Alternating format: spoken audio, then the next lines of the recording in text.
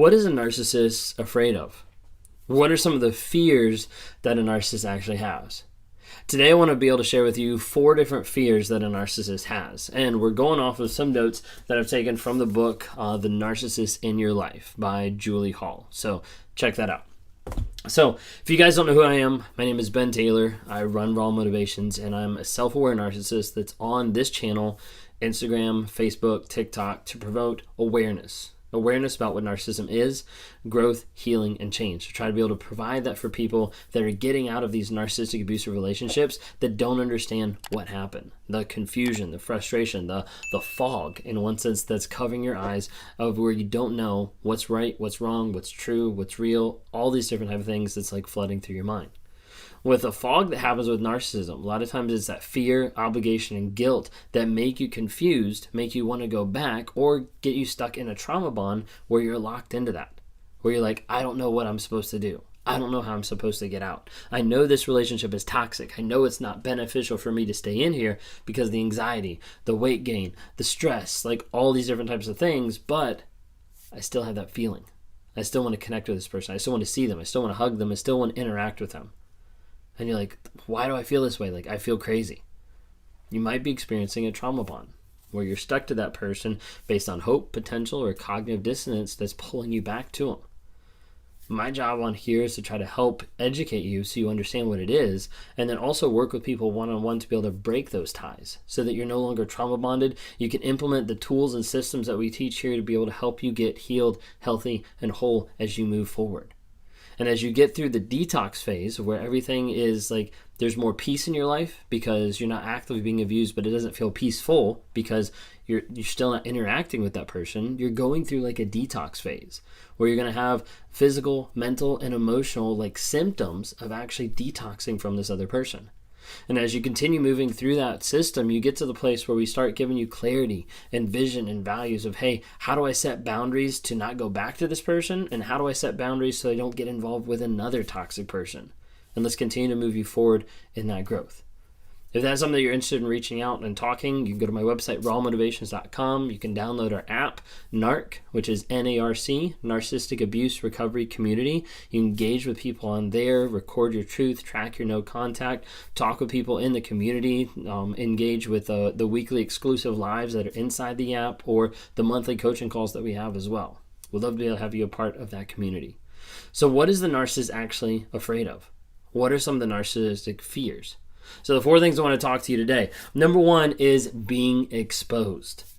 You know, when you think about it, a narcissist is actually very insecure underneath. A lot of times people are like, no, they can't be insecure. They've got this giant ego. A lot of times that giant ego is just a fragile way to be able to guard the idea of having that insecurity. Like there's no aspect of there being any bit underneath that's like, okay, this is who I am. This is who I want to be able to share. Like, no, they don't want to be able to share that insecurity of what's actually going on. The thing behind it is they're often compelled to have the idea of like, hey, I am perfect. And you see that ego. You see that huge aspect that's driven among them where they want to be a certain way or they feel like they have to be. It's almost like a compulsion that I have to be perfect. So anything that's going to be out there that's going to expose me and say that I'm not perfect is not something that I can live with. It's not something that I can deal with on a day-to-day basis. Think of it like this way. For a narcissist, the idea of feeling ordinary or average or, normal in one sense, almost gives the idea to them that it equals like worthlessness. Like if I'm not special, if I'm not a high status, if I'm not someone who can associate with those type of people, if I'm not someone of that nature, stature, specialness in one sense, then, what am I? That's the concept of like, I feel worthless if I'm not special, if I'm not on a pedestal, if I'm not having someone praise me, if I'm not having someone adore me, if I'm not having someone give me that supply, then what am I? Well, I must be worthless because I'm not special. And oftentimes the narcissist is going to end up being threatened by having other people see their flaws. This is why a narcissist can't admit that they're wrong. Like they can't admit that something's actually going on, that they might not be right. And so they would rather die on the hill of self-righteousness of like, I am right, even though they know they're wrong, than they would actually admit or have someone else actually see their flaws. So number 1, the narcissist hates to be exposed. Number 2, losing control. If you've been on my channel or seen my stuff, you know one of the big things I talk about a lot is narcissists want to be in control. In control of the other people, in control of the situation, and in control of their mask. Being in control of their image is one of the most important things for a narcissist, because if I can control what you see, then I can control what you do. I can control how you act. I can control how you respond. Because if I control your perception of me, the perception of the situation, then again, I have control over that. A lot of times you'll see with narcissists, they'll be incredible control freaks or micromanagers. I was actually looking back through some notes that I had on Evernote, and some stuff popped up with my time at Chick-fil-A. And it was about like it was a note from, like 12, 14 years ago kind of thing. And it was one of those exercises I was supposed to go around and supposed to ask different employees like what they see my leadership style, like what they see as far as me leading and things like that. And one of the things I noticed as I was like skimming through it, someone was like, yeah, you tend to be a micromanager. And I was like, I'd forgotten about that. But like that was my style early on until I started realizing like, hey, if I give a little bit more, then I can get a little bit more, like that whole thing. But anyways, so micromanaging. Very common. A narcissist wants to control, wants to micromanage, because in reality what they're doing is they're trying to control the situation to maintain their self-beliefs. This is where it gets kind of interesting. Like, think of it this way. It's almost like gaslighting to gaslight. So like, this is my belief, like, hey, I'm a good person, so I need to control my image out there, but I also need to control the entire situation, so I make sure that I maintain that good image idea. So this means I might have to limit who you see. I might have to limit who you talk to, because I don't want them to impact the possibility of acknowledging that my image is not the image that I'm trying to believe, even though the image that I have is a lie. If you haven't had a chance, check out some of my videos on the lies that I believe, because I talk through the 7 lies that were crucial and that were things that I was believing. And when I went through the Wake Up Warrior Challenge and all this kind of stuff, I had started learning, hey, these are the lies that I actually have. One of the lies was, I am a good person. Like, that was the thought that was in my mind.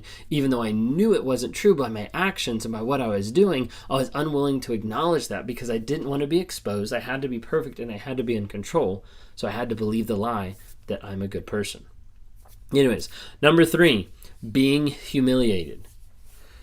The idea of the narcissist being humiliated is very huge because it accesses a giant aspect of vulnerability that the narcissist doesn't want to tap into. When you think of it like criticism, you ever tried to give criticism to your narc or to your toxic person? What that shows to them is all of a sudden I've lost face. I've lost my special status. I've become this regular person because I made a mistake, because I did something wrong, and they don't want to handle that. What happens when you humiliate a narcissist is it stirs up the idea of vulnerability. Of like, you just exposed and you just brought up something that is like very vulnerable. And like vulnerability and honesty are 2 things that a narcissist does not want to participate in. When you engage in the aspect of humiliating a narcissist, or they're humiliated by the criticism or what someone communicates or how people respond to them or things like that, it automatically gives the idea of rejection and shame. And with that shame, you normally get into the idea of where you see people talk about like narcissistic injury, of where they're hurt so bad that they disappear, they hurt so bad that they don't respond, all this different type of stuff. But sometimes you'll see it the opposite way. Is you'll get close to starting to like humiliate them or like expose them for something, or bring something up, criticize them, and that's when they flip it around on you. Because for a narcissist, they would rather humiliate someone else than they would feel humiliated. Because again, that attacks their vulnerability, that attacks their shame, loss of face, special status, being exposed, losing control, all those different type of things it activates. And so wait a second, like if I can go on the offensive to attack you, instead of you attacking me, because that's what the narcissist interprets it. Criticism is a form of attack on the narcissist and their mindset. If I can attack you first, then maybe they won't attack me. So it's playing offense instead of defense before the person has a chance to even come to the table and say, hey, this might be something you need to work on. They don't want to hear that.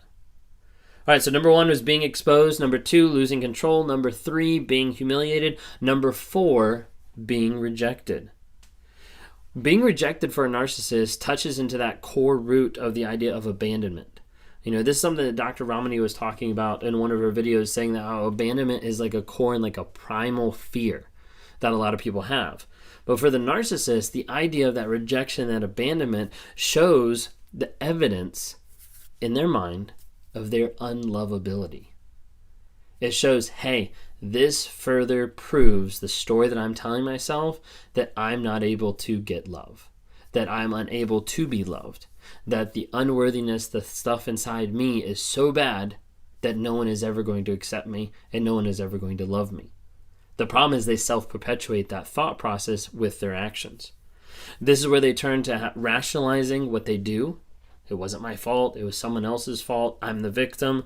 They switch to gaslighting, making sure the other person feels like they're at blame, or they go back to hoovering, trying to get back with a person, trying to interact with another person to be able to prove, I am lovable, but then I will leave you. If I can get back with you, then I can go ahead and leave you because then I'm in control. I'm no longer humiliated and I'm no longer exposed, but I'm the one rejecting you, which feels better than getting rejected. A lot of times you'll see this happen with kids, is you'll see it get to the place where because the narcissist feels rejected or has been rejected, then they start fighting for the kids harder than what they've ever fought in the past.